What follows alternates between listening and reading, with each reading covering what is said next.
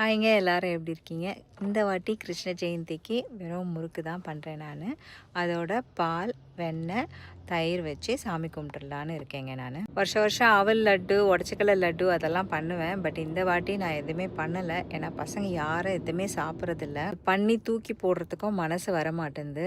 அதுக்காக நான் இந்த வாட்டி வெறும் முறுக்கு மட்டும்தான். ஏன்னா முறுக்கு பண்ணோம்னா அது சீக்கிரமாக தீந்துரும், இன்றைக்கே தீந்துரும். பசங்க எல்லாருக்குமே ரொம்ப பிடிக்கும். இடியாப்ப மாவு தாங்க நான் யூஸ் பண்ணுறேன். 1 கப்பு இடியாப்ப மாவு, 1 டேபிள் ஸ்பூன் அளவு பட்டர், 1 ஸ்பூன் ஜீரா, தேவையான உப்பு போட்டு வார்ம் வாட்டரில் மிக்ஸ் பண்ணி நம்ம முறுக்கு பொடிய ரொம்ப நல்லா வந்திருக்கு. நான் சாமிக்கிட்டேயும் வச்சு சாமி கும்பிட்டாச்சு. பசங்களும் சாப்பிட்டு சூப்பராக இருக்குன்ட்டாங்க. நீங்களும் வேணால் ட்ரை பண்ணுங்கள். நான் 1 கப்பு ரைஸ்க்கு 2 டேபிள் ஸ்பூன் வந்து உளுத்தம் பருப்பு போட்டு வறுத்துட்டு பொடி பண்ணிவிட்டு அரிசி மாவில் ஆட் பண்ணிட்டேன். சால்ட்டு, ஜீரகம் அவ்வளோதான் ஆட் பண்ணேன் நான். வேறு ஒன்றும் இல்லை. 1 ஸ்பூன் வந்து பட்டர் ஆட் பண்ணியிருக்கேன்.